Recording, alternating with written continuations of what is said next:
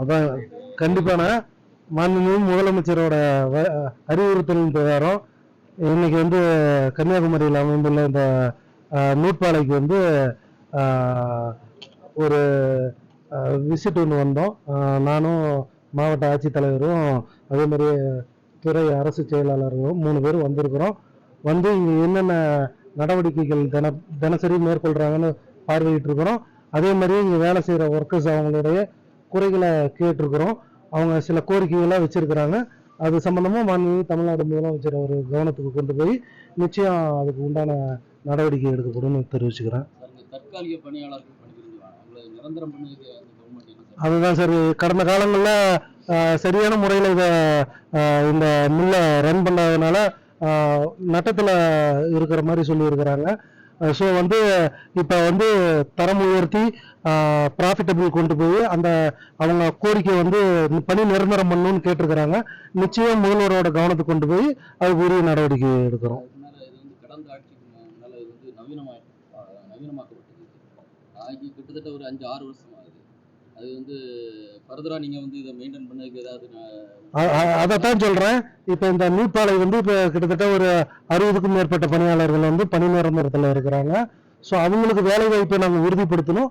அதே மாதிரியே இந்த துறை சம்பந்தமா இந்த நூற்பாலையை வந்து ப்ராஃபிட்டபிளாக கொண்டு போகணும். ஸோ அந்த விஷயமெல்லாம் இருக்குது, அதெல்லாம் கவனம் எடுத்திருக்கிறோம். நிச்சயம் அதுக்கு உண்டான தகவலை வந்து முதல்வர் கவனத்துக்கு கொண்டு போய் அதுக்கு என்ன வேலையோ அதை கைத்தறி நெசவாளர்களுக்கான முக்கியமான கோரிக்கைகள் வைக்கிறாங்க. ஜிஎஸ்டி மாற்றணும், பணி சம்பள உயர்வு.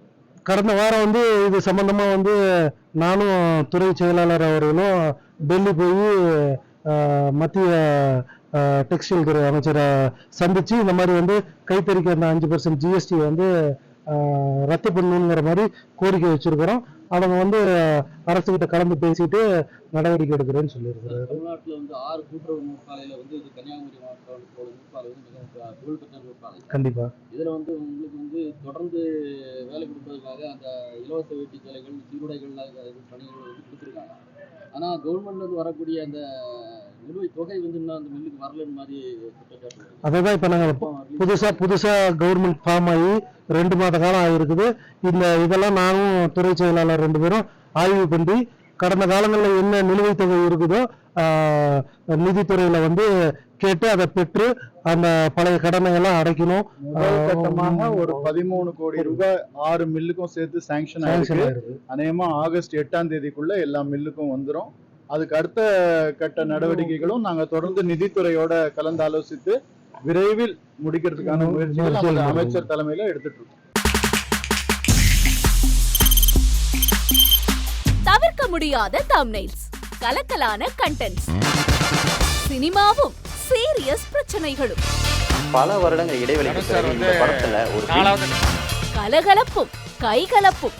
Me too, love you. Thank you so much. Mass ஏத்துறது போயிட்டே தான் இருக்காரே தவிர பிரேக்கே இல்லாமல் பிரேக்கிங் நியூஸ் சொல்லும் தந்தி டிவி ஆப். இன்ஸ்டா தலைமுறை வரை இறங்கி அடிக்கும் தந்தி டிவியின் டிஜிட்டல் எக்ஸ்க்ளூசிவ். அது தண்ணிக்குள்ள போகும்போது ஹேங் ஆயிடுச்சு.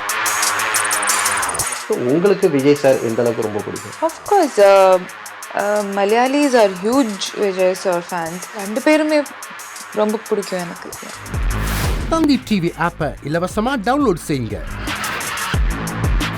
ஃபாலோ பண்ணுங்க, சப்ஸ்கிரைப் பண்ணுங்க, என்ஜாய் பண்ணுங்க.